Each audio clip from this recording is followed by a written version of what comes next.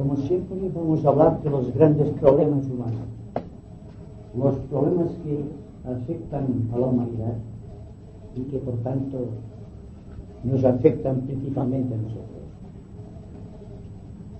Una de las consecuencias de la gran guerra europea o mundial, puede decirse, que se inició el año 1914 y terminó el año 1945,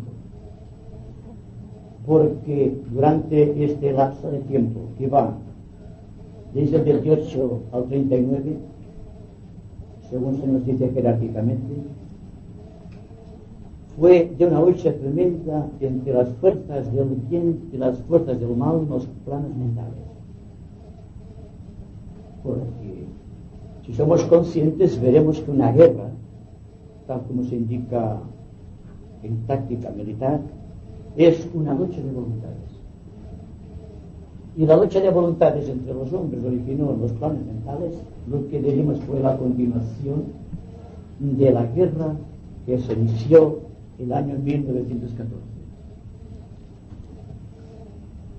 No vamos a analizar las causas de las guerras porque, como sabemos, están dentro del ser humano. Existe la lucha individual, la lucha familiar, la lucha profesional, la lucha social, la lucha, digamos ya, universal, por excelencia. Y de todo este sentimiento de frustración que es de lucha entre la humanidad, surgen todas las guerras.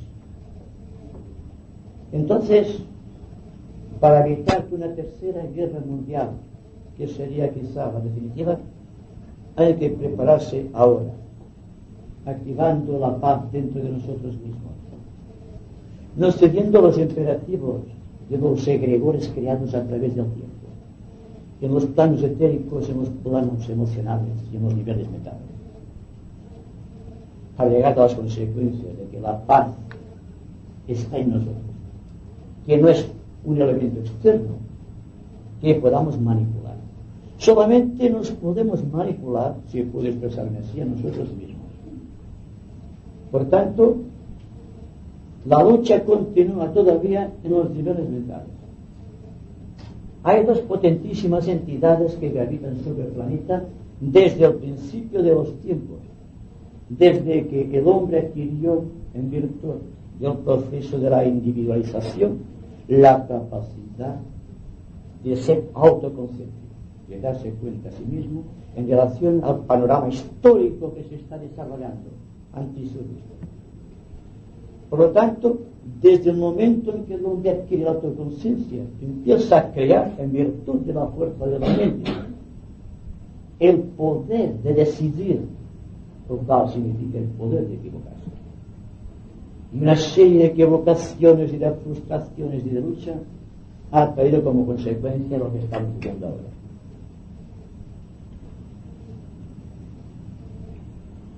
En el reino mineral, la primera guerra inició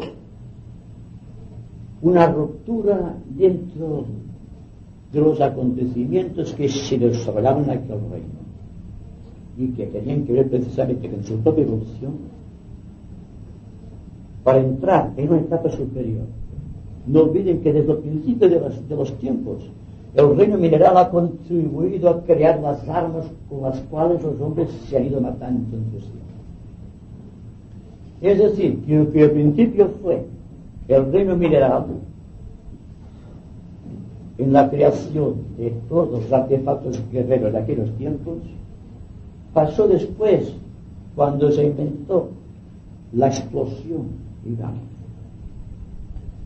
con todo aquello que contribuía a expansionar por los éteres los sonidos de las bombas, de las granadas y todo esto, y la destrucción que llevaba consigo, no solo en el reino mineral, sino también en el reino vegetal, la destrucción de una guerra total, y también en el reino mineral, y también en el reino humano.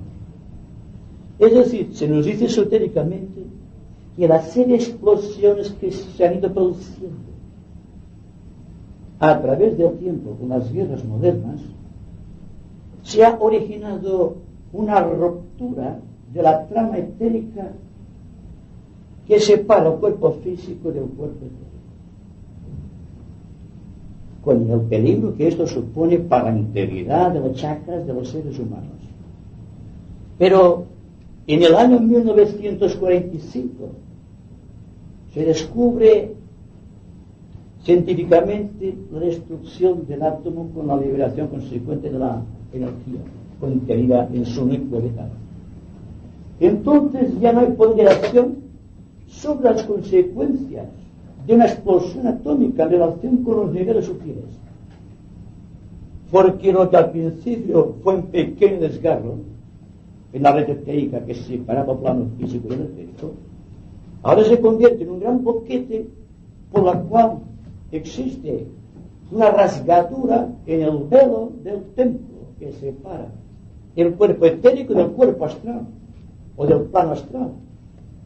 Entonces existe el gran peligro no solo de que las bombas maten elementos de todos los reinos, sino que incluso existe una lucha post-mortem creada en el plano astral, en virtud de los odios y las tensiones y las crisis creadas por efecto de estas guerras. Naturalmente, esta última desintegración del átomo que ha producido la bomba atómica, ustedes saben que una pequeña bomba atómica de unos cuantos megatones destruyó por completo la ciudad de Hiroshima y luego a Nagasaki. Pero es que ahora es tan potentísima la bomba de megatones, de neutrones, la bomba de hidrógeno, que la jerarquía se siente preocupada. Entonces, en virtud de este peligro que entraña una guerra total, porque dense cuenta que una guerra total no afectaría únicamente al reino mineral, el vegetal, el animal y el humano, sino que afectaría toda la hegemonía de los mundos que están cercanos a la Tierra, porque un bombardeo atómico continuado trae por concatenación, por explosión en cadena, la ruptura de los niveles de seguridad que separan los mundos entre sí. Entonces, como se hizo anteriormente con la Atlántida, el Señor del mundo elevó, hablando en un sentido muy humano pero muy cierto, su mente hacia el lomo solar, reclamando una ayuda directa, porque no era solamente la Tierra, nuestro pequeño planeta, el que estaba involucrado en esta lucha tremenda, el peligro de una desintegración total de los átomos que constituían la estructura del planeta, sino que por concatenación explosionarían todos los mundos que están cerca, Mercurio, Venus, Marte, incluso el Sol se sentía afectado, y al ser afectado el Sol, se han afectado los demás sistemas solares, las constelaciones y las galaxias. Por lo tanto, es sintomático, y no voy a hablar de extraterrestres porque no entra en mi campo de estudio, pero coincidiendo con el bombardeo atómico de Hiroshima y Nagasaki, aparecen por el espacio y por diversos puntos del planeta unos observadores de lo que está sucediendo aquí. Estamos siendo vigilados, no por extraterrestres que están tratando de entrometerse dentro de los asuntos humanos o de los asuntos que corresponden a nuestros planetas, sino que estamos siendo observados por todas las logias que constituyen nuestro sistema solar. La logia de Neptuno, la logia de Urano, porque cada planeta tiene una logia espiritual, tiene su plan organizado, tiene su regente, tiene su expresión familiar, lo que llamamos la fraternidad de los mundos. Entonces, todo esto que está sucediendo actualmente es una advertencia para las naciones agresivas, porque, como digo, la invocación del Señor del mundo, de Sanat Kumara, hacia las alturas, siempre hay que hablar en términos de altura, lo que está por encima de un logos, sea naturalmente un logos superior, para contrarrestar los efectos del mal sobre la tierra. Sucedió en la Atlántida, quizás sucedió en otras épocas de la historia de otros países del sistema. No olvidemos que un ser encarnado está sujeto a karma. Todo cuanto vemos es un efecto del karma. Y por lo tanto, un cielo estrellado con sus soles y sus planetas no es más que un sistema kármico de expresión. Hay unas leyes denominadas de necesidad que impulsan a los propios dioses a reencarnar y a sujetarse a un karma, pero el karma corresponde a su propia evolución.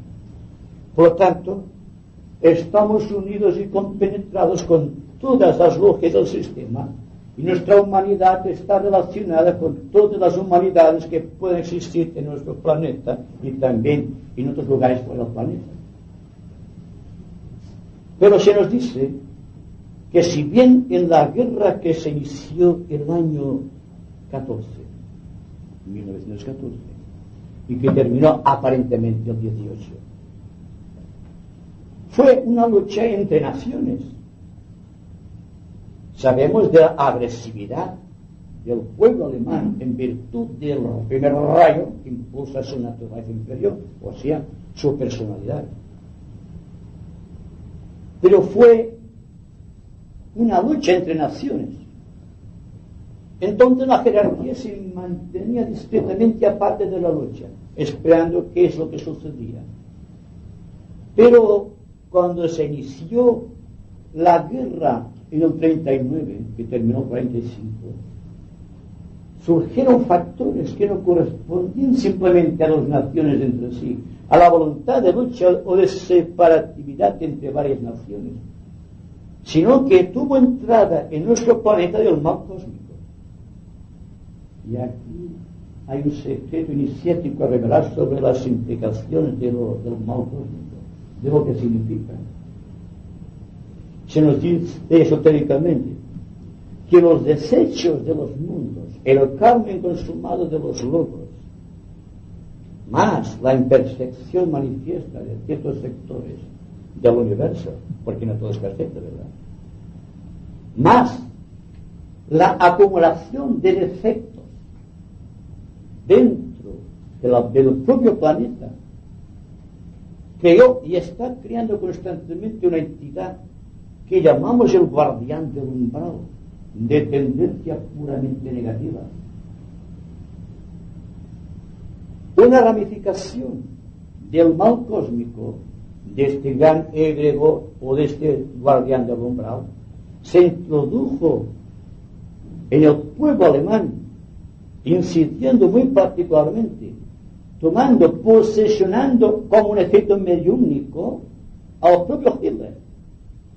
Desde entonces Hitler dejó de ser un ser humano, se convirtió en una expresión del mal cósmico, del guardián del umbral.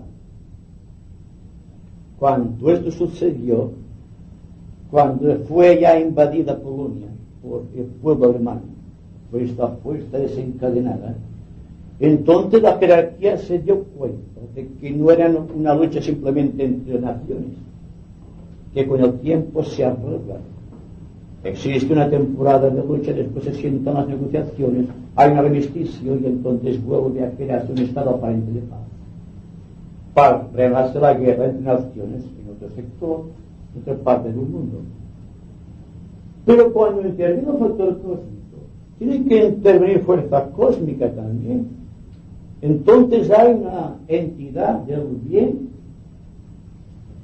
que esotéricamente llamamos el ángel de la presencia, invocado de fuerzas solares, que también estuvo aquí ayudando a la jerarquía de nuestra tierra a salvaguardar los intereses del pueblo, de la humanidad, de la cual nosotros formamos parte. Este proceso se ha seguido en forma muy profunda y analítica.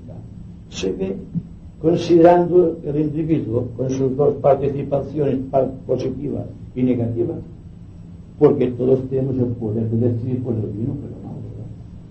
Pues entonces también podemos decir que una exagerada expresión del mal individual cuajó o permitió que cuajara aquí la entidad cósmica del guardián del umbral.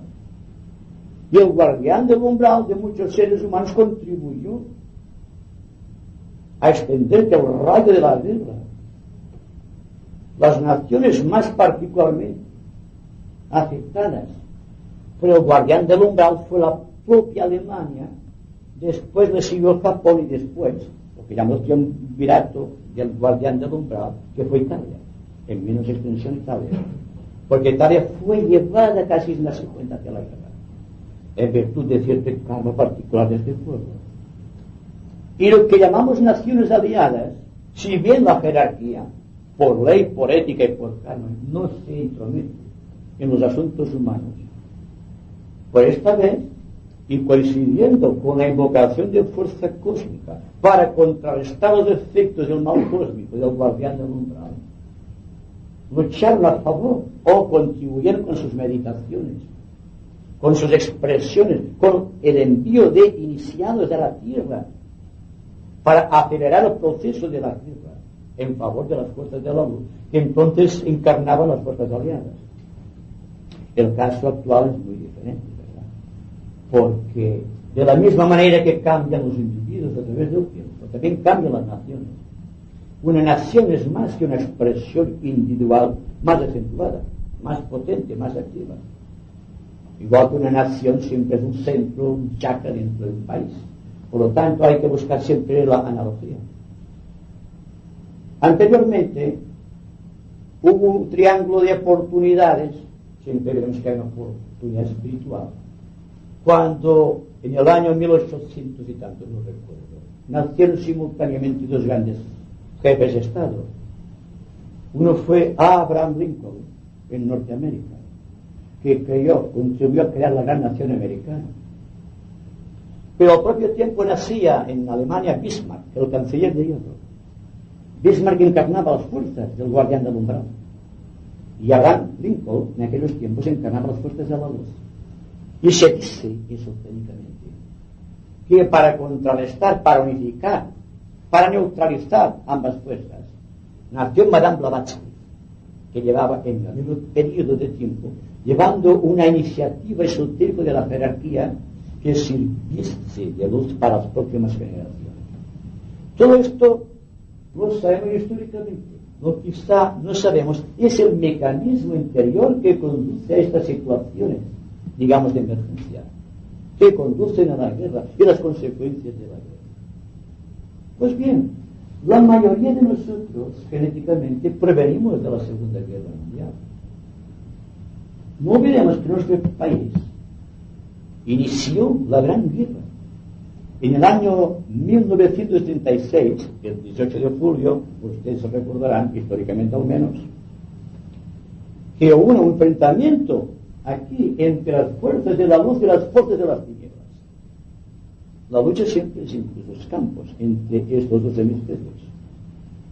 Desgraciadamente, en aquellos tiempos fueron más audaces, más inteligentes y más llenos de poder las fuerzas de las tinieblas, y se apoderaron de las fuerzas de la luz.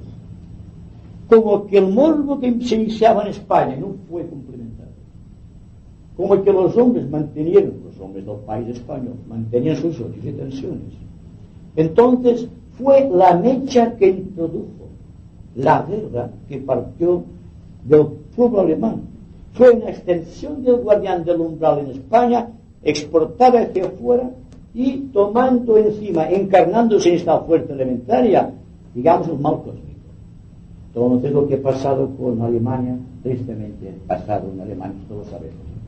El sufrimiento que ha engendrado el pueblo alemán, tiene su karma, naturalmente, contra el mundo, y la reacción del mundo contra el pueblo alemán es evidente. Pero ¿qué pasa?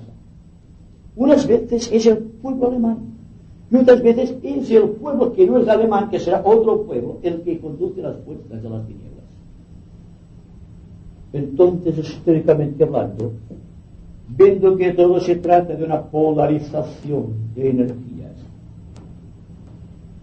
la jerarquía, singularmente Zambala, ha tratado a través de las ramas de mejorar la situación, de neutralizar las fuerzas de las tinieblas, aumentando la tensión de las fuerzas de la luz. Y cuando se produce, digamos, un equilibrio, Entonces viene una era similar a la del Renacimiento, en el cual florece el arte, la ciencia, la cultura. Dígase lo que se diga, existe dentro del pueblo, de la humanidad, una gran extensión de sus poderes y facultades. Pero analicemos los efectos de la guerra. Lo que anteriormente decíamos, esta apertura, este desgarro del velo, del templo, que separaba el cuerpo físico o el plano físico del plano astral. Las consecuencias a las generaciones que sucedieron en la guerra es evidente. Primero, una extensión dentro del mundo de aquello que llamamos criminalidad. Y el apego de los seres humanos hacia algo que pueda desarrollar sus facultades sin esfuerzo, la droga. La droga siempre es una escapatoria de la realidad, como el fumar, como el beber, todas esas cosas son una escapatoria del ser humano. No puede, no quiere enfrentar una situación de angustia como la presente.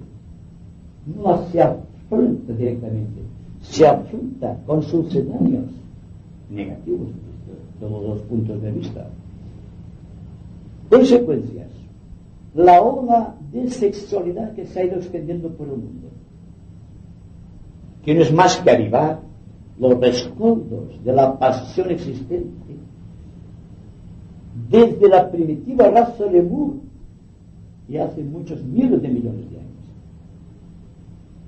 Ha ido acrecentando su poder, la guerra lo ha avivado, después parece muerto, pero han quedado todavía dentro de las cenizas algo de fuego. Este fuego se está avivando en cada época porque existe lo que llamamos una tensión de eras. Porque ahora, como sabemos, la era de Piscis está dando lugar a la era de Acuario. Y siempre que existe un cambio de eras, existe una tensión evidente. Y esa tensión la acusa la juventud, más sensible que la gente madura, para recibir los impactos, tanto del bien como del mal. Porque la esperanza está en la juventud. Porque las personas que pasaron la juventud dejaron su experiencia y se quedan semi-aletargados o cristalizados en el tiempo. Y es la juventud la que tiene que tomar la antorcha de la luz y llevar adelante. Pero ¿qué es lo que vemos actualmente? La criminalidad, la delincuencia, el sexo exagerado, la atracción, la pérdida de la voluntad individual de enfrentamiento de situaciones, la falta de creatividad, la muerte del arte. Todo esto es como consecuencia de que la gente no quiere darse cuenta de lo que está trayendo entre manos. Está viviendo adormecido el ser humano en ciertos niveles de contemplación, pero es una contemplación falsa. Ser creador que implica esfuerzo, dejarse llevar por las circunstancias, seguir la línea de mínima resistencia es común a toda la gente. Si alguien tiene éxito en la vida, no simplemente comercial o industrial o como sea, sino en el campo esotérico, en el campo espiritual, es porque ha enfrentado las situaciones. Porque se da cuenta del peligro y trata de luchar contra el peligro, no solo para él, sino para todos los demás. Una persona creadora siempre es un peligro para todo cuanto signifique falsedad, odio o intemperancia. Significa el darse por completo a la vida, sentirse llevado por la vida, sentirse liberado del miedo, el miedo que viene del guardián del umbral, engendrado, fomentado por la guerra, y que se ha introducido en el campo genético. La generación que nace con un miedo horroroso al incierto futuro. Se dice que si no existe guerra atómica es porque existe un equilibrio del miedo. El miedo que se tiene en las grandes potencias. Porque la respuesta a una pregunta, a un impacto atómico sería horroroso. Y ahí también que la jerarquía, a través de sus ramas, a través de los discípulos de las ramas, y está enviando un poder nuevo, este poder que llamamos el primer rayo, que puede vencer las circunstancias ambientales, que puede sacudir toda la estructura psicológica del hombre, conduciéndole a grandes determinaciones de carácter cósmico, que sea capaz de conducir la nave de su vida por tierras fértiles de inseguridad. No me equivoco, fértiles de inseguridad, porque lo que el hombre busca es una seguridad que evidentemente no existe. Además, ser espiritual es vivir en la gran y completa inseguridad, no detenerse en el tiempo, porque la persona que busca una seguridad es porque tiene miedo, ¿verdad? Entonces, cuando ha creado un anclaje de seguridad, es porque tiene miedo, o que hay una meta. Y eso va para todos los campos. La religión es un ancla de seguridad, ¿verdad? Porque el hombre está muerto de miedo. Nace con miedo porque es genético el miedo. Y el guardián del umbral que está planeando por toda la humanidad está inoculando ya genéticamente el miedo en las pequeñas células de la criatura. Y estamos tan llenos de miedo que difícilmente podemos reconocer la verdad de que existe una ley, de que existe un orden, de que existe una jerarquía. No nos damos cuenta de ello. Y por lo tanto continuamos viviendo sin creatividad, inseguros por completo. Porque no conocemos lo que es la inseguridad, que es la máxima de las seguridades.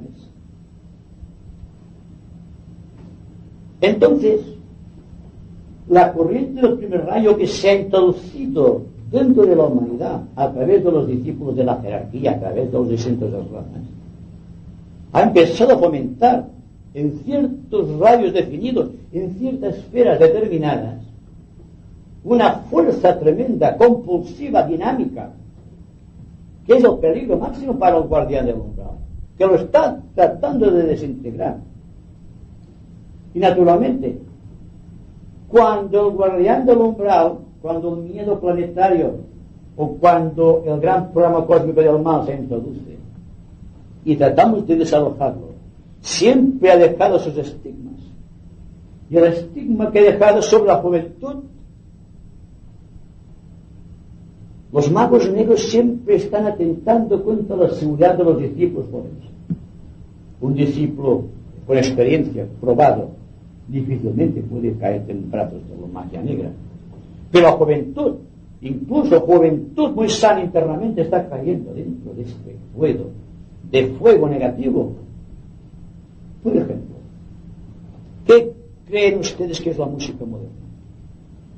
La música moderna, y que me perdonen los jóvenes, es magia negra, desde el ángulo de vista de la jerarquía. Está trabajando con el centro plexo solar a través del tam-tam, del ritmo africano. Es volver a las fuentes de la música más ancestral. Y la juventud se siente estimulada. Y para compensar el estímulo de la música, de esta música negativa, viene la droga, la bebida y el fumar. Y así está el hombre introduciéndose dentro, inseguro, maniatado por completo, dentro de esta cámara oscura del guardián del umbral. El peligro del arte. Desde hace mucho tiempo, y lo dije el mes pasado, el arte ha dejado de existir. No existen artistas, existen nombres de artistas. Porque el artista se refleja en sus creaciones. Y como que no se ve reflejada ninguna creación en lo que llamamos arte, hay que darse cuenta que también los artistas han caído bajo esta fuerza tremenda del guardián del umbral o del mal cósmico. Ustedes me dirán, hay juventud sana. Yo digo más que ustedes. Yo digo que toda la juventud es sana. Es la costra, es la parte genética, es el miedo que llevan encima de esta cosa buena y hermosa que tiene todo ser humano. Es esta belleza innata, es este arte creador sin paliativo alguno que se trata de expresar, que está trayendo como consecuencia El gran peligro de todos los tiempos es lo que corresponde al ser humano, la imitación. Cuando existe degeneración de una raza es porque la raza se ha hecho imitativa. Unos se imitan a los demás y nunca son ellos mismos. Sale un líder, todo el mundo imita al líder. Me acuerdo cuando Lennon se puso los lentes estos tan ridículos, todo el mundo iba con estos lentes. ¿Qué sucedió con Elvis Presley, con el rock? Salieron los rockeros, aquellos que tratan de imitar algo que no pueden alcanzar. Pero existen los cristianos también, que tratan de imitar a Cristo de una manera estúpida. Y hay también los juros que vistiéndose de una manera estúpida también. Y por los tiempos que vivimos están paseándose por el mundo como un asesino. Porque estamos llevados por esta fuerza tremenda de la imitación. El arte es imitativo. Francamente, ustedes ven obras de arte actualmente. Ustedes ven obras de arte musicales, salvo en excepciones muy honrosas. Pues bien, forma parte de todo cuanto contribuyó a crear ese estado de cosas la ruptura, sin control, el desgarro del velo del tiempo que separa el cuerpo físico del cuerpo emocional, o el plano físico del plano emocional, o del mundo físico y del mundo emocional, sin que llegue a bordear ni a introducirse en niveles mentales. Cuando el hombre se introduce en niveles mentales, empieza a ser creador, empieza a dominar situaciones, empieza a controlar sus emociones, empieza a ir hacia adentro y no tanto hacia afuera.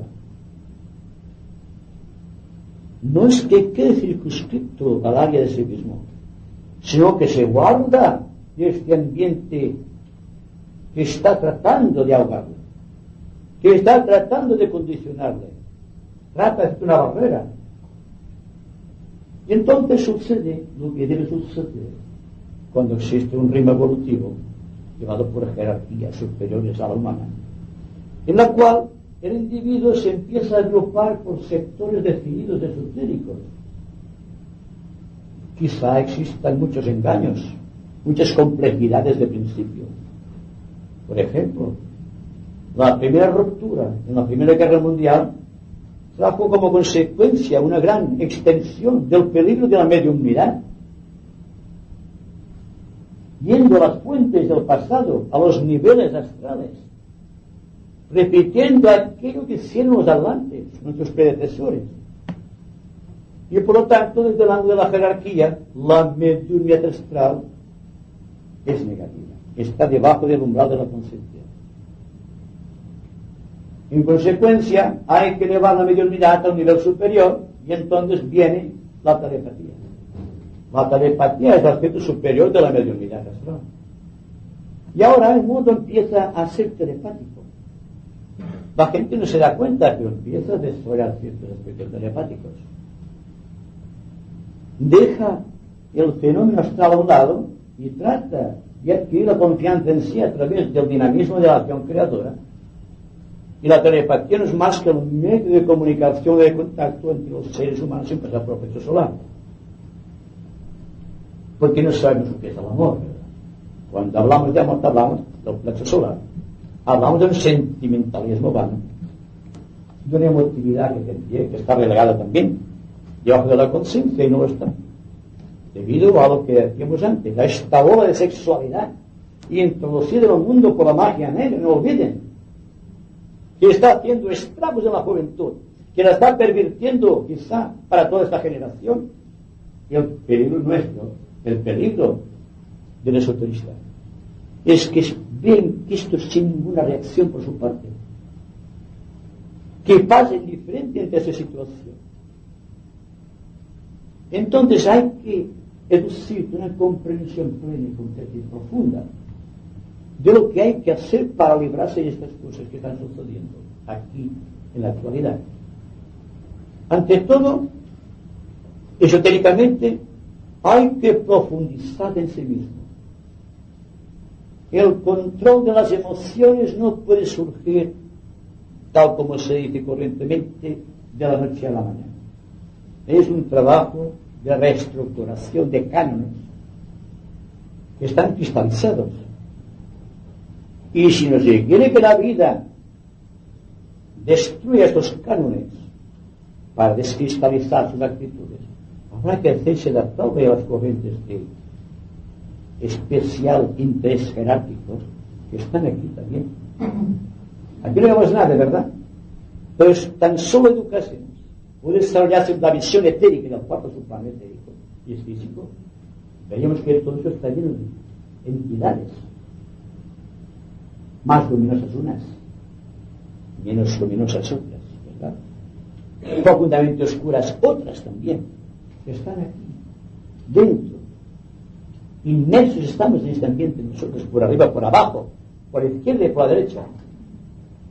Y cuando esotéricamente se le recomienda al discípulo que esté muy atento, es para evitar que todo esté conglomerado en todo en su conciencia. Es una fuerza tremenda, extraña, pero está ahí.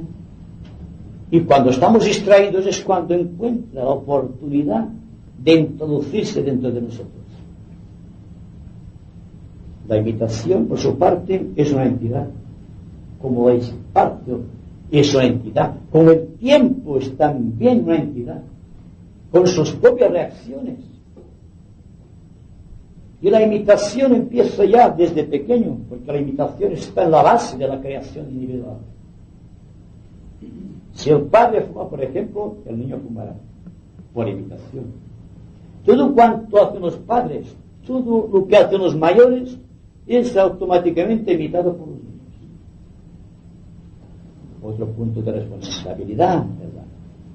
Entonces, si queremos educar a los menores y a los que no son menores, es llevando una conducta realmente correcta, un espejo claro y limpio donde pueda reflejarse la verdad que sentimos interiormente. Y ustedes dirán que siempre estamos diciendo lo mismo, ¿verdad?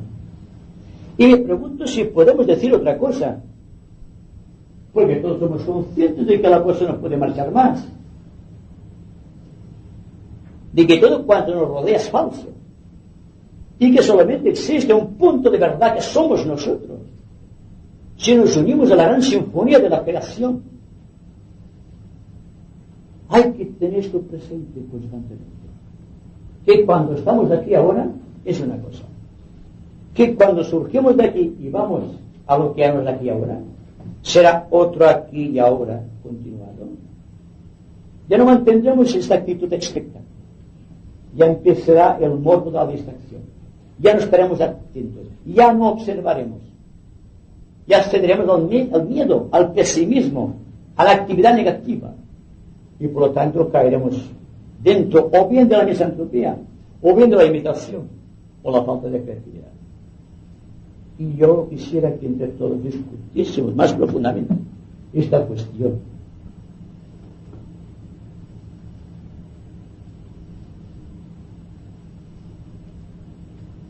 ¿Están de acuerdo, verdad? Pero hay que profundizar, ¿verdad? Son experiencias vitales que están presentes.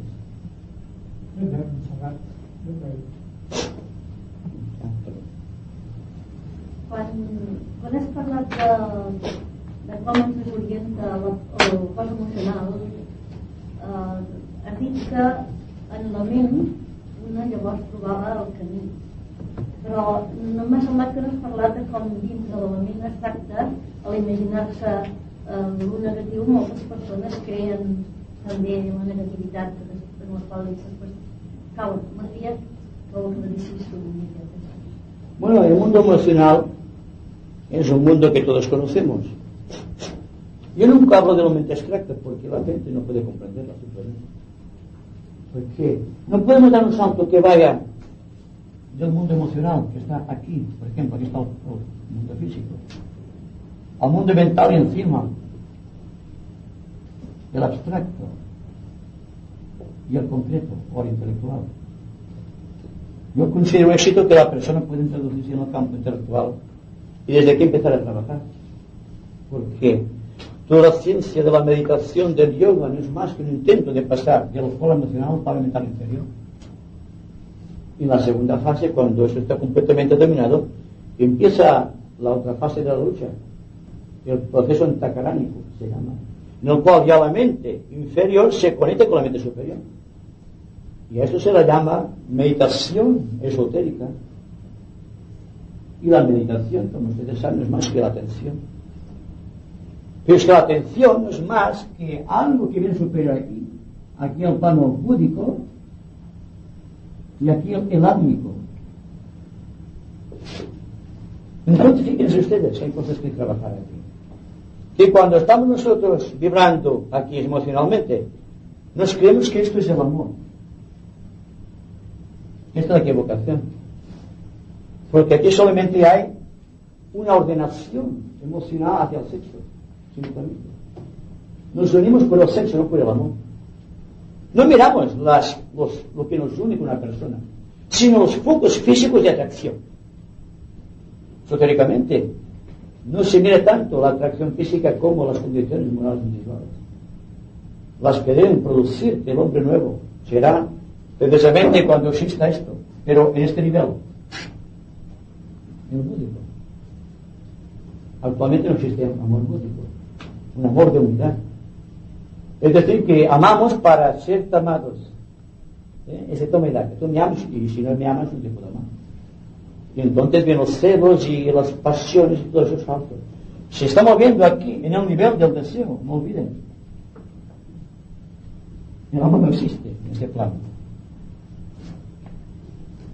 Cuando lo que siente una madre por el hijo, a veces es un sentimiento de tipo genético, que lo tienen todos los animales. Y si la madre es una madre verdadera es porque algo del plano búdico se ha introducido en el plano emocional. Si no puede conceptuar, no puede comprender el amor, ni el alcance de las excelencias del amor búdico, del amor universal, porque no sabe nada de estas cosas. Y la meditación, el verdadero Bhakti Yoga sería conectar el plano del deseo con el plano búdico, lo cual no se hace. Porque no se puede dar un salto pasando por encima de la mente. A la mente se la puede saltar por encima, trascenderla cuando existe una plena organización mental en el plano del deseo.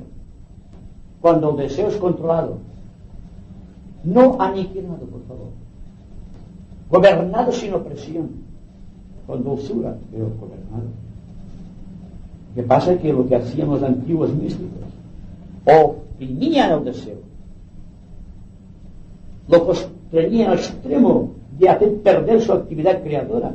Pero esto no tiene que ver con el misticismo verdadero. Entonces deben existir otras motivaciones y otros cánones de acción. Y eso tendrá que ser la tarea de los psicólogos de la nueva era, empezando aquí ahora, con lo que llamamos la psicología del trascendente. Todo cuanto se puede hablar de la conciencia y de la subconsciencia, desde el ángulo de vista esotérico, está trascendido. Ahora empieza otra ruta. Y no será más que la unificación de la mente abstracta con el plano búdico. Y posteriormente, el nivel átmico, para adquirir la verdadera voluntad, que es algo aparte del libre albedrío. Porque el libre albedrío, como decíamos siempre, es entre algunas situaciones implica la capacidad de equivocarse, pero la voluntad verdadera, la voluntad del plano átmico no se puede equivocar, no elige, no se esfuerza, no está dentro de un campo de polaridades dentro de la cual sumergida en ella la conciencia tenga forzosamente que decidir por la situación. Se puede equivocar tanto en el sí como en el no, ¿verdad? Entonces debe haber una potencia interna de conciencia más allá del libre albedrío, que es una voluntad auténticamente fuerte, potente y segura, que no se puede equivocar porque está fuera del rayo de la mente concreta de las emociones. Es algo que viene de la propia divinidad. Es cuando el hombre empieza a actuar de acuerdo con la voluntad de Dios, no de acuerdo con su pequeño libre albedrío. Y aquí hay un punto delicado de atención para el esoterista, para el discípulo y para los aspirantes espirituales del mundo. Y naturalmente, tratando de buscar esta voluntad, hemos creado monstruos de entendimiento, monstruos a través del yoga, de las meditaciones continuadas, siendo un ser humano algo tan flexible, tan bello en su estructura interna. Esta creación que se demuestra con la falta de amor y de arte y de belleza en el mundo es esta falta de atención del hombre hacia su propia estructura interna. Por eso, cuando les hablo de que no existe amor, no existe algo que esté por encima de la comprensión, porque ustedes se dan cuenta que no hay amor en el mundo. Existe un compromiso entre las personas, simplemente. Un compromiso que se puede romper en cualquier momento y en cualquier situación. Cuando hay amor, existen vínculos sagrados que vienen de seguro de unidad. Y cuando una persona ama intensamente a otra, dentro de los límites de este amor personal está tratando o reflejando parte del amor de Dios. Pero ¿cuántos amores encontramos así en el mundo? Que son de preparación para el verdadero amor. Muy pocos ejemplos tenemos de verdadero amor. No será el amor de Romeo y Julieta tan romántico, seguramente. Porque el amor verdadero está entre almas, no entre cuerpos. Y un amigo puede ser un amor perfecto, sin pasar por los problemas del deseo, o los problemas sociales, por ejemplo, de la homosexualidad y el lesbianismo. Esto es una lata de la sociedad. Pero es una situación psicológica también. Y por lo tanto, hay que hablar a todos de este plano y llevarlos aquí arriba. Porque todos hablamos en sentido de deseo, en sentido de sexo. Y esotéricamente hablamos de algo que está más allá del sexo. Si hablamos de la voluntad dinámica, es para hacer una descripción entre la capacidad de elegir el hombre de equivocarse en sus elecciones, con aquella voluntad que no puede equivocarse porque está más allá de la equivocación, porque está más allá del conflicto de tener que decidir.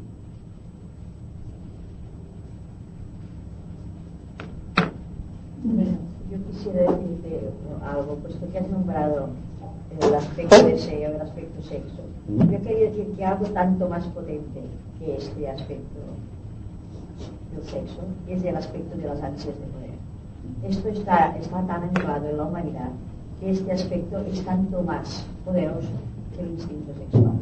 Y está en cada personalidad con las ansias de su proyección afuera. Entonces el cultivo de la personalidad tendría que ser a partir de, digamos, de la impersonalidad. Porque no solo es el sexo el vicio, el que llamamos vicio, sino que hay algo que no se proyecta, que no se ve, que es esta pasión de poder que lleva el individuo dentro. Y esto no se nota tanto como, por ejemplo, el poder sexual, que se proyecta. Y esto es muy terrible porque no hemos estudiado la ciencia de la impersonalidad. Creo yo que podrías hablar bastante de esto. Una cosa digo que el deseo no es simplemente emocional. Hay el deseo de poder. El poder, el deseo de poder, es deseo también.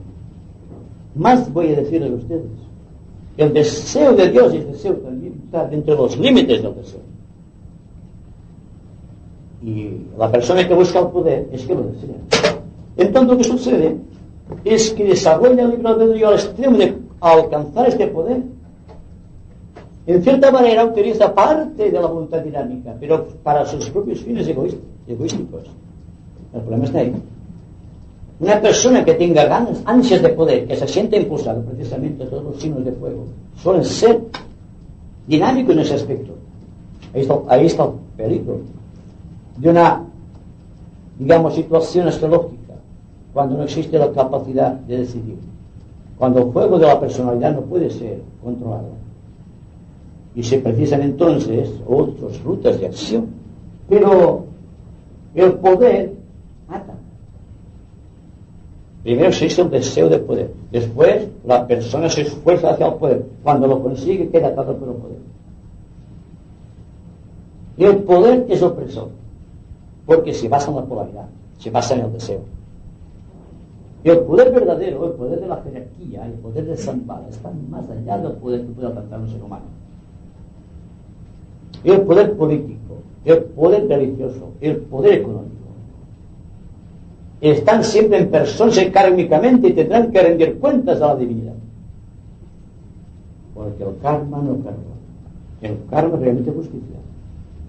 Un ejemplo de un verdadero amor de la naturaleza es dado el Señor del karma, o de los señores del karma, que ven el fin desde el principio, que saben de todos y cada uno de nosotros, que nos tienen registrados en sus archivos acásicos y que no se les escapa ni un pensamiento, ni una palabra, ni un acto de nuestra vida. Y todo lo afán de poder no es más que una serie de actos de mente, emocionales, digamos, de actividades físicas, buscando algo que les servirá para atarse dentro. Hablamos de despersonalización, y el problema de la persona que ha adquirido poder es adquirir responsabilidad de este poder. El único que tiene poder para reprimir todo esto, o responsabilidad, es el iniciado. Pero es que el iniciado no pretende ningún poder, lo tiene por jerarquía, este poder. No viene por el deseo, sino por la jerarquía de su propia experiencia espiritual. Entonces tiene la paz y el poder, más la responsabilidad.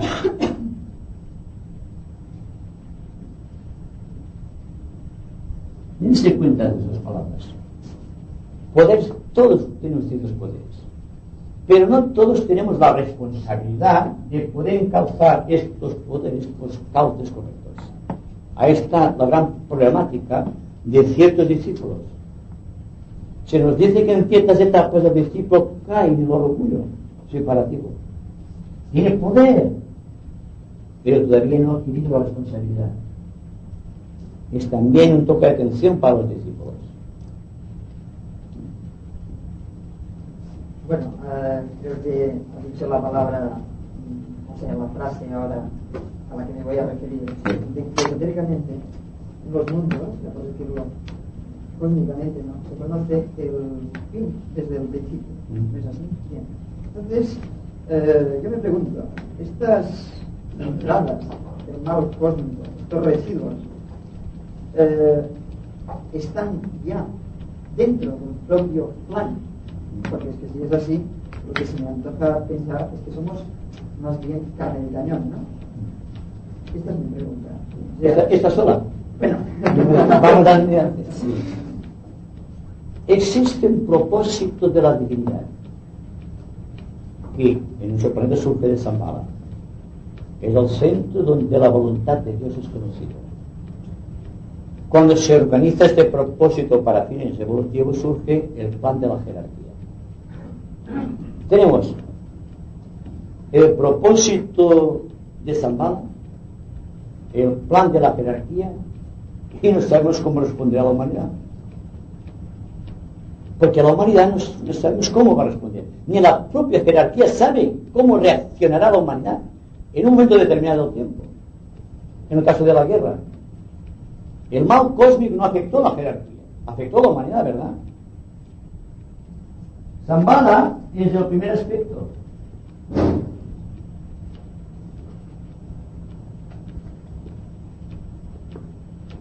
La jerarquía es el segundo aspecto.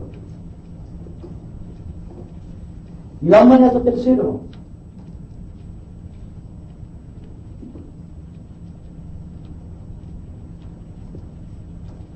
El mal cósmico afecta directamente desde el cosmos a la humanidad sin pasar por Shambhala y la jerarquía. No puede ser afectada la jerarquía que lleva un plan de Shambhala, el cual está conectado con los planes solares y con los propósitos cósmicos.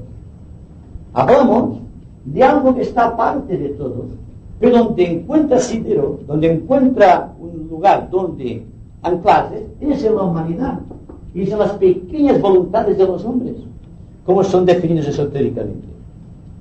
Entonces, la lucha de la jerarquía, primero, cuando existe un plan organizado cósmico de la humanidad, tiene que responder de una manera, Shambhala desde la jerarquía.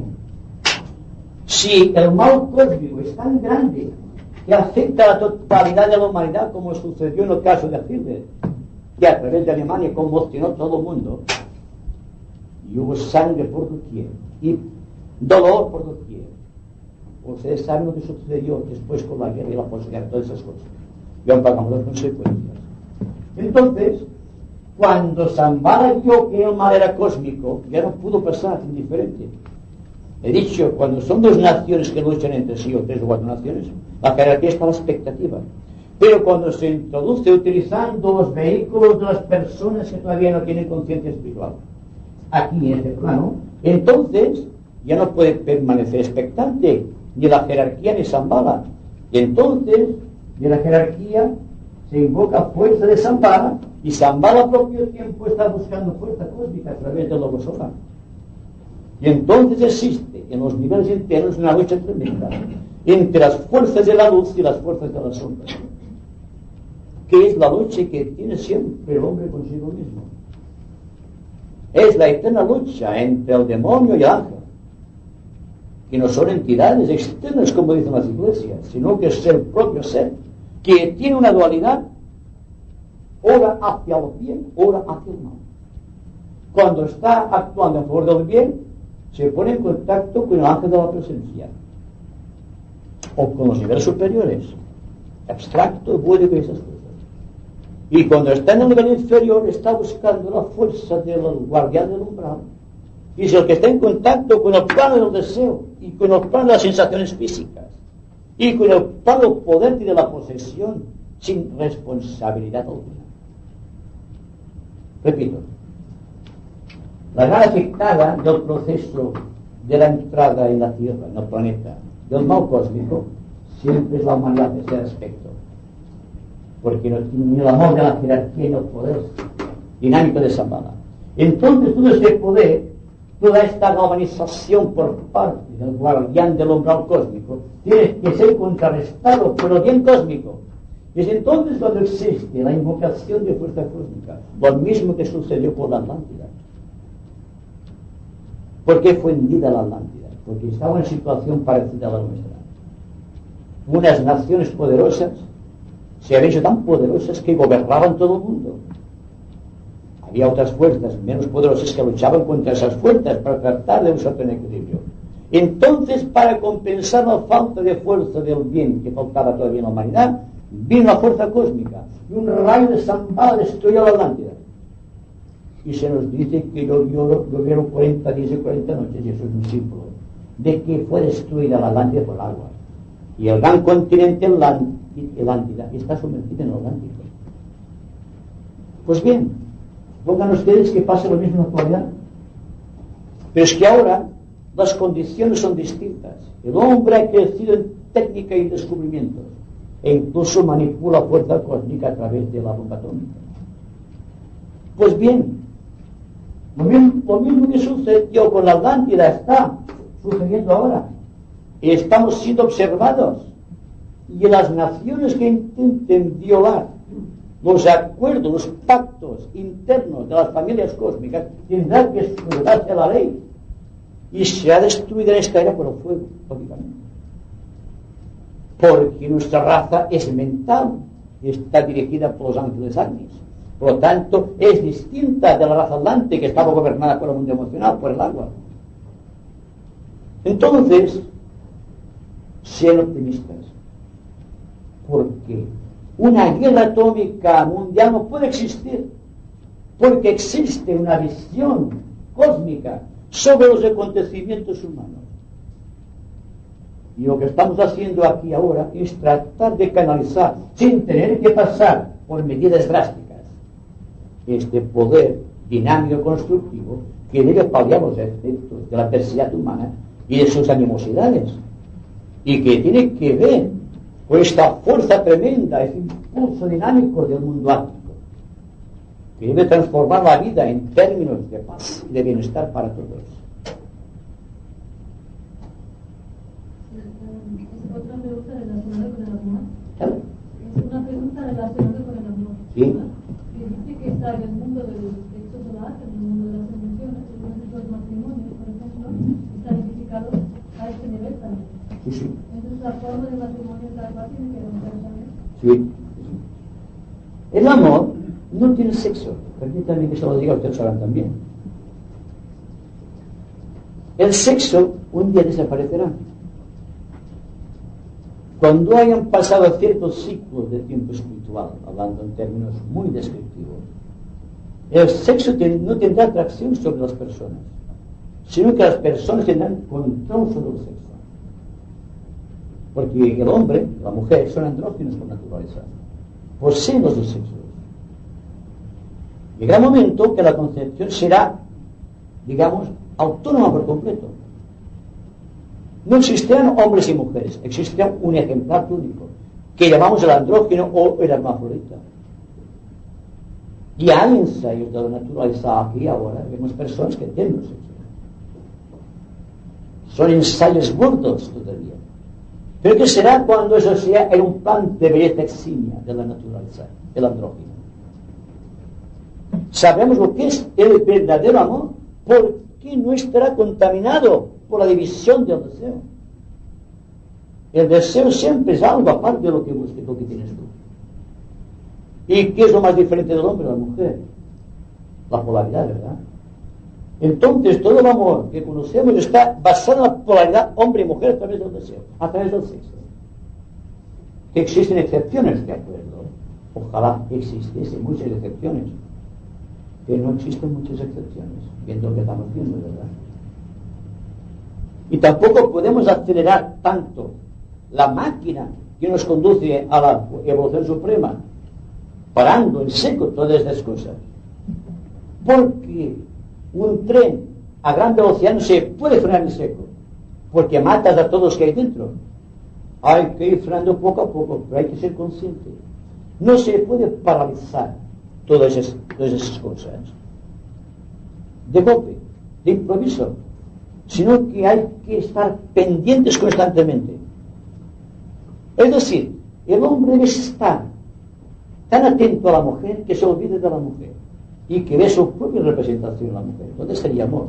La mujer, por su parte, puede hacer lo mismo que el hombre. Hablamos en términos de dualidad, psicológicamente hablando. Un maestro es asexual, un ángel es asexual, por ejemplo, y conoce la plenitud de la vida porque no se basa en el sexo, en la división del sexo, no se basa en compromisos humanos. Ustedes dirán, es que si no hay amor, no hay digamos, no existe la perpetuación de la especie. Yo digo que los animales sin amor se perpetúan correctamente. Lo que hay que buscar que la perpetuación de la especie se realice con amor y que el sexo no sea prostituido como está actualmente, que forma parte de esta gran ilusión que está manteniendo en los niveles causales y a través de esos niveles causales a los niveles etéricos el guardián del umbral de la naturaleza humana. Hay mucho que pensar y mucho que hacer. Y esto que aparentemente es tan fácil, porque sí se ve claro que el deseo es negativo desde el punto de vista estrictamente esotérico, porque el deseo debe convertirse en voluntad, pero con voluntad, con responsabilidad, porque la voluntad engendra poder. Y todas las personas en general suelen seguir la línea de mínima resistencia, la línea del deseo, la de la dualidad. Entonces, ahora se decanta hacia el sexo opuesto de una manera, otra hacia otra. Siempre está cambiando. Porque el origen del deseo siempre es la dualidad. En el mundo álmico no existe dualidad, existe una voluntad completa de acción. Es la verdadera creación. Y todos los grandes artistas, en tanto estaban creando una obra de arte, estaban trabajando en esos niveles, álmico y búdico, no se relacionaban.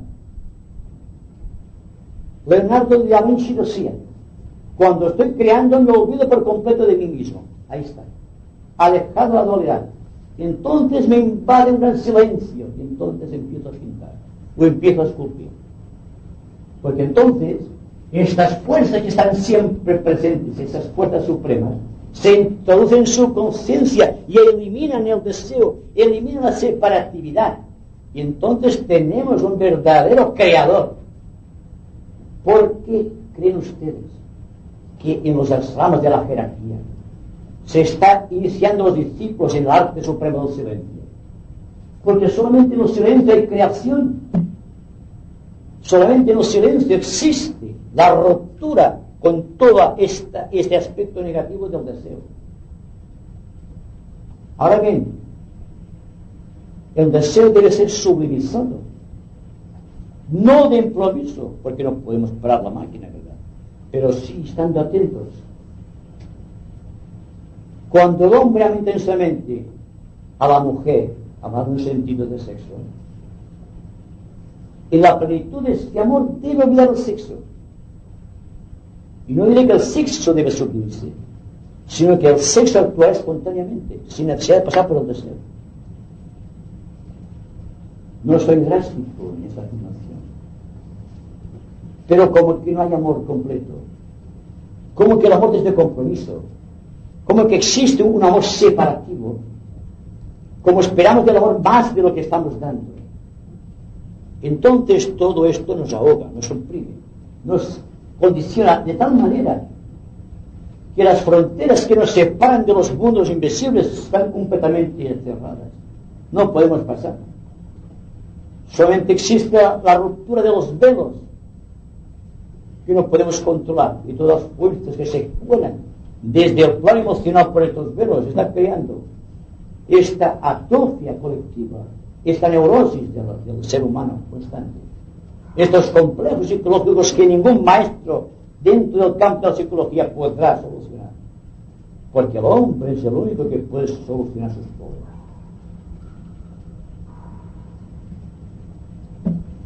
Una pregunta. ¿Sí? ¿El esoterismo qué se puede considerar que es una ciencia, una religión o las dos cosas combinadas? Pues es una ciencia, más que una religión, es una ciencia, porque la ciencia está tratando de experimentar, y esotéricamente está tratando de experimentar en niveles superiores. El esoterismo trabaja con energías, y las energías, como ustedes saben, engendran fuerzas. Al esoterista no le interesa tanto la fuerza que se manifiesta en forma horizontal como la energía vertical.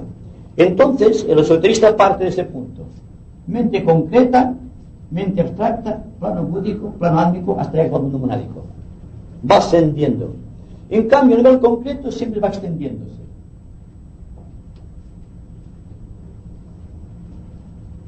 ¿Den cuenta? El esoterismo siempre sube por encima de la perpendicular, por encima de la horizontalidad de los acontecimientos históricos o concretos del tiempo.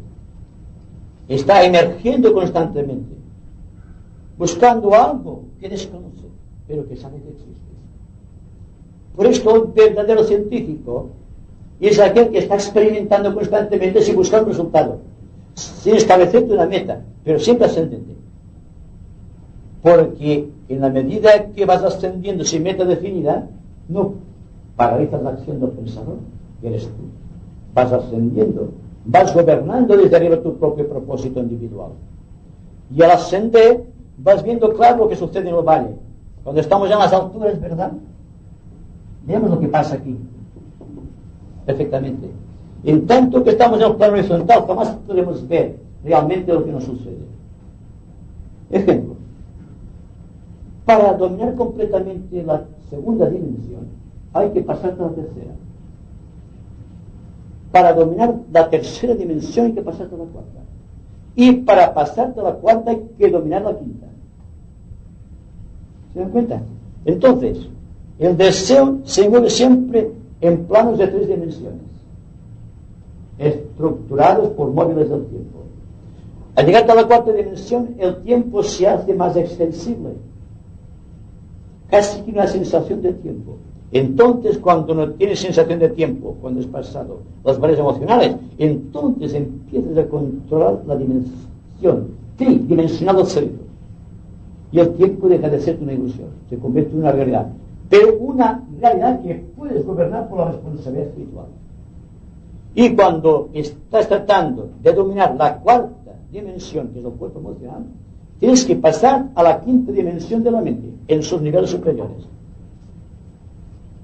Siempre es la perspectiva verdadera que no es la perspectiva falsa. La perspectiva verdadera es siempre desde una cumbre. Siempre veremos que los acontecimientos bíblicos o los acontecimientos históricos se realizan en una gran montaña. Los maestros viven también en las montañas, porque desde allí se ve lo que sucede en el valle de la ilusión. Pero como estamos siempre en el valle de la ilusión, y en el valle de la ilusión estamos tratando de solucionar esos conflictos, pero si no los vemos, hay que ascender, y a medida que vamos ascendiendo vienen las iniciaciones. Cada vez dominamos más la parte interior, hasta que llega un momento en que nos sentimos identificados con la propia voluntad de Dios. Tenemos el poder, la responsabilidad y el amor supremo de la propia divinidad. Siempre es una estructura vertical por completo, en oposición o levantándose sobre una estructura completamente horizontal. La estructura horizontal siempre es el deseo. El deseo siempre te obliga a hacer reajustes, siempre te obliga a buscar polarizaciones distintas. Por lo tanto, siempre estás sufriendo, porque nunca encuentras aquello que se adapta a la situación superior. Y entonces, sufriendo, gozando, y a través de grandes crisis, llegas un día a situarte aquí arriba, donde se domina el monte de la ilusión. Aquí, en esta montaña del monte Tabor de la conciencia, se realiza la transfiguración, como sucedió a Cristo. Como en el Gólgota, siempre es una montaña, se cuenta, se realiza la cruz, que no es más que el dominio que se tiene de lo concreto y de lo abstracto, que no es un símbolo cristiano, sino que es un símbolo eterno. Aquí tenemos siempre la cruz. Todo iniciado está perfectamente instalado en el centro de la cruz, la rosa dentro de la cruz, clavada en la cruz. Pues bien, el esoterismo está en el centro místico de la cruz. Dominas el aspecto horizontal, dominas el poder a través de la responsabilidad. ¿Entienden? Y esto es una cosa que todos nos están como ¿verdad? Y decimos, está lejos esta verdad. Pienso que sobre todo era muy cómodo cuando estábamos, bueno, como piensa la Iglesia Católica y los católicos, de echar a mano de Dios. Entonces, a través del esoterismo sí, pero está como muy lejos, ¿no? Hay con muchos intermediarios. Entonces, ¿tú qué crees que debemos hacer en vez de, ay, Dios mío, como dice mucho la gente, es más inmediato nosotros para echar mano, por decirlo de alguna manera? ¿Qué es? Porque el ángel solo también está muy lejos. Entonces, ¿qué? ¿Quién está más cerca? No, es que no existe dentro de la conciencia que está buscando constantemente. El científico, como decía, no busca un resultado, que está trabajando.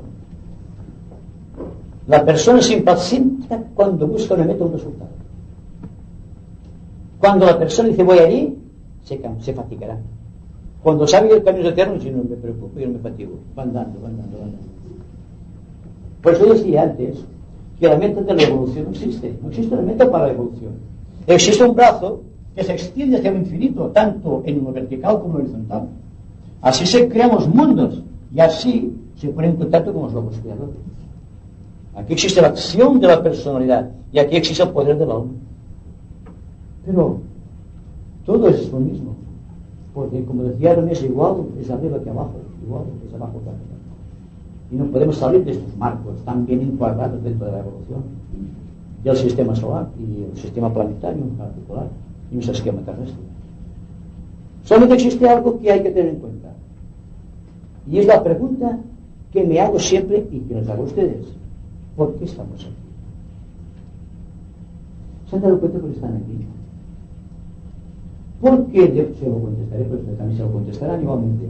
Porque aquí ahora estamos tratando de subir por esta cuesta tremenda, venciendo la inercia horizontal de los sentidos y de las emociones.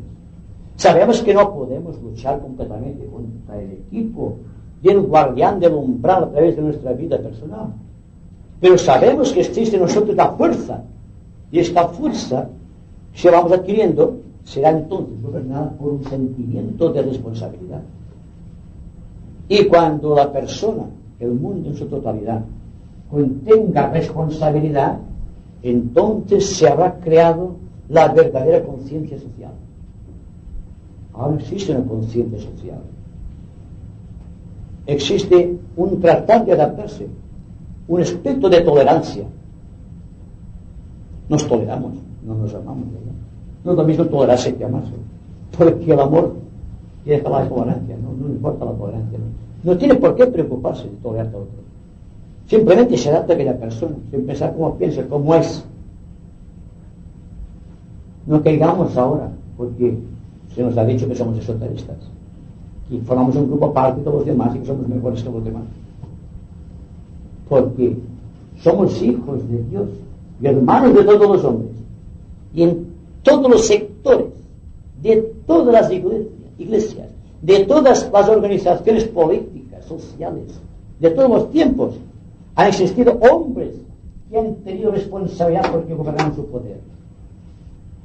Y en todos los campos del arte, de la filosofía, de la ciencia, encontraremos siempre lumbreras que se han remontado por encima de la limitación, del deseo, y han creado obras que son todavía el orgullo de nuestra civilización.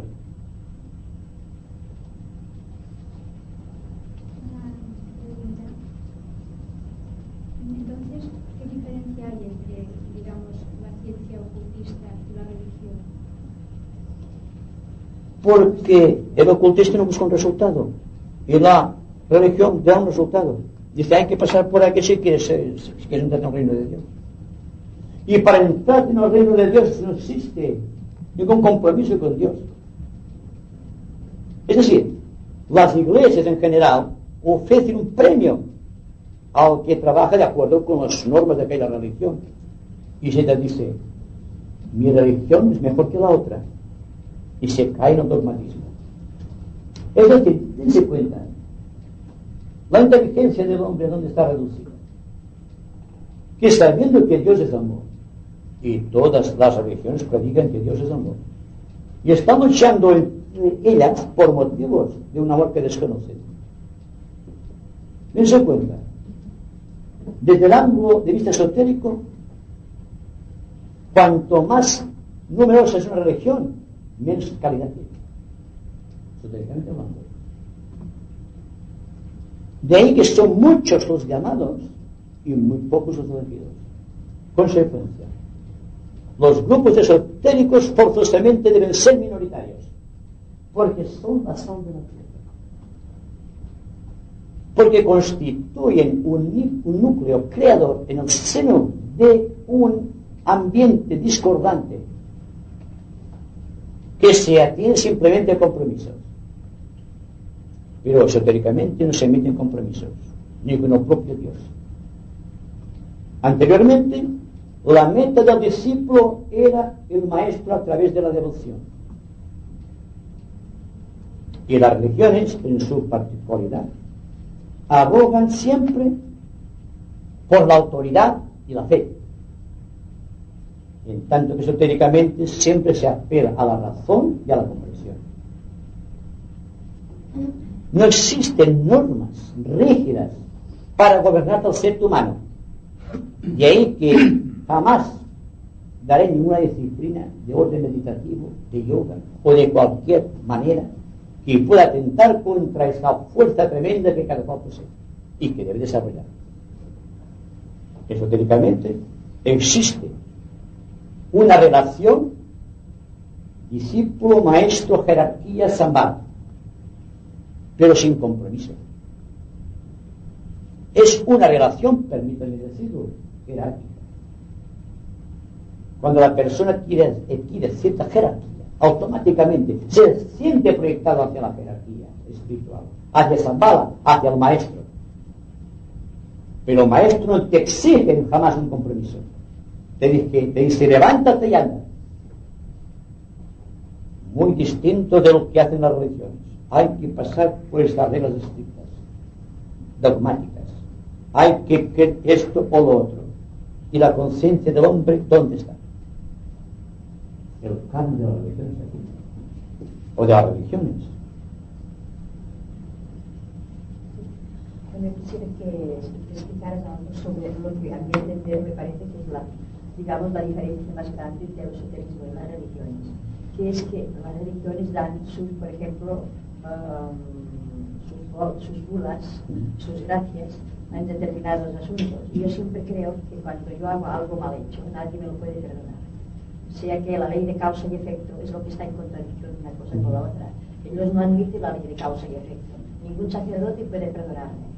Nadie puede darme por más, no sé cómo decir, por más estampitas que yo compre, lo que yo haya hecho mal. Entra dentro de la ley de causa y efecto. Entonces, resulta que esto ya es una de las, para mí, de las contradicciones básicas, y se lo explico un poco mejor. Sí. Exactamente. Cuando una religión se ampara en la autoridad, forzosamente tiene que limitar la conciencia del hombre. Se dice que como que la persona está en un nivel, digamos, muy descendido, muy bajo, tiene que tener conductores. Y mientras existe un rebaño, tendrá que haber un pastor. Pero como que esto de pastor estudia, y además los acontecimientos científicos, los descubrimientos de los últimos tiempos han demostrado la incerteza de ciertas afirmaciones dogmáticas de las religiones. Por ejemplo, el arrepentimiento. El gran dogma del arrepentimiento, que es el gran dogma de la fe.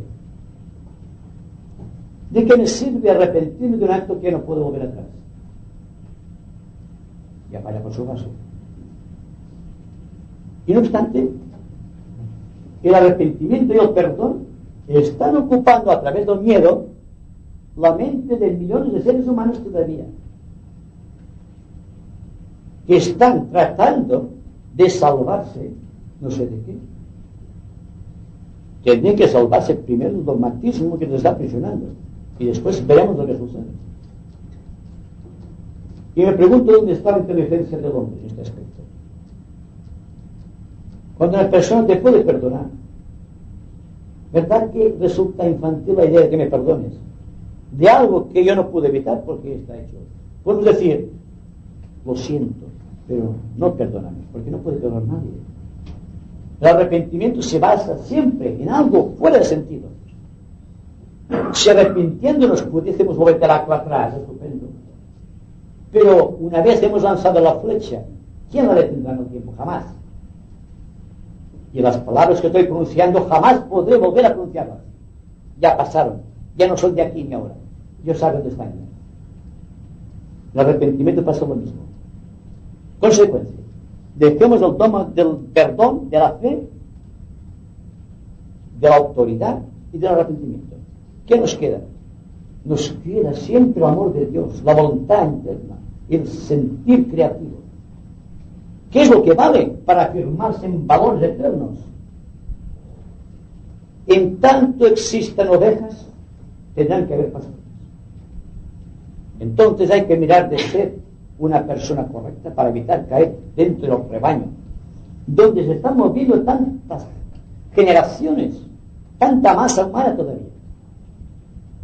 Y lo que estamos haciendo ahora es tratar de una u otra manera de infundir algo más de luz a la humanidad que nos rodea. Porque si llegamos a alcanzar la paz en nuestro interior, si podemos desterrar de nosotros todo estigma del dogma, de la autoridad y del conformismo, y nos introducimos en niveles superiores al concreto, y empecemos a educar la técnica del silencio, que solamente se logra con la atención constante, entonces habrá la posibilidad de redención, no a través de una iglesia determinada, no a través de cualquier gurú ni cualquier maestro de yoga, sino a través de nuestra propia fe inviolable en los destinos eternos que todos llevamos dentro del corazón.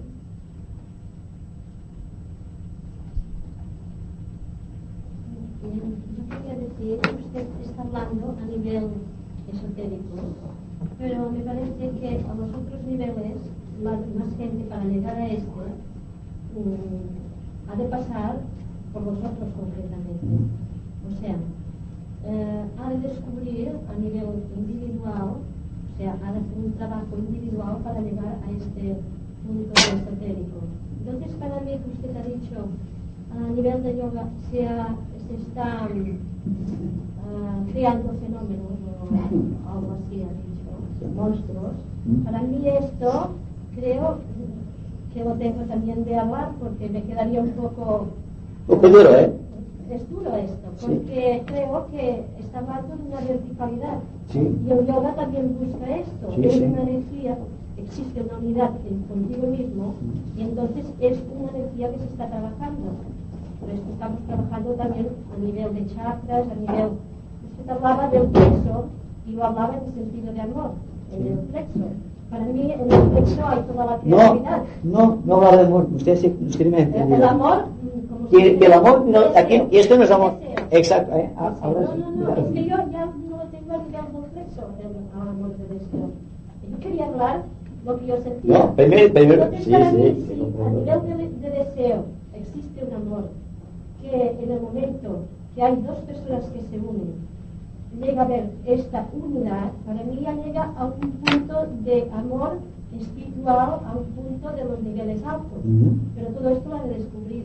Exacto. Ahora es mi trabajo. Sí, Estoy sí, exacto. ¿Y que cuándo? me he quedado un poco Decepcionada, ¿verdad? parada, que yo No. dijera que... Pero espere, vamos a discutirlo más a fondo. ¿Cuándo encontramos un amor semejante, como se dice? ¿Cuándo? En un momento que hay en tú mismo No, un momento. El amor no es un momento, es darse, siempre, es constante. Está constante, pero Bien. que estás viviendo cada hora y aquí, cada momento. Sí, y estás tratas de hacerlo. en la vida, Tratas tratas de de hacerlo. Ah, Estás exacto. en la atención. No lo vives, tratas de hacerlo. Pero es que en principio cuesta mucho llegar, quiero decir. Mire, Al principio... me permite usted. Usted ha dicho, usted habla en niveles esotéricos. Precisamente porque habla en niveles esotéricos. No puede pactar con nada que esté en desacuerdo con sus niveles. Y para mí la persona que sigue a otra persona está negando el campo esotérico en toda su extensión. Deja de ser la persona para convertirse en parte del rebaño. Esto estoy diciendo. He dicho que no hay amor en el mundo, es verdad. Usted lo notará. ¿Por qué hay tantas guerras? Porque no hay amor, ¿verdad? Porque el amor salvará a la humanidad, se dice, y es la verdad. Y como que hay guerras, hay desastres, hay antagonismos y competencia, es porque no hay amor. Esto es lógico, lo vemos. Yo no tengo más que un lenguaje, es el lenguaje esotérico. Y todo cuanto surja en oposición, no es que esté en plan despectivo contra la humanidad, al contrario. Ojalá todo el mundo pudiese llegar a un nivel de comprensión espiritual que en la profundidad de esta comprensión se sacudiese de la modorra de tantos siglos en ruinas, que dejase de pactar con el dogmatismo, no de cualquier iglesia, sino de cualquier dependencia familiar individual mismo. Dependemos de factores psicológicos también, de factores familiares, de factores sociales, de factores profesionales. Estamos siempre en desacuerdo con todo. ¿Y todo por qué? Porque no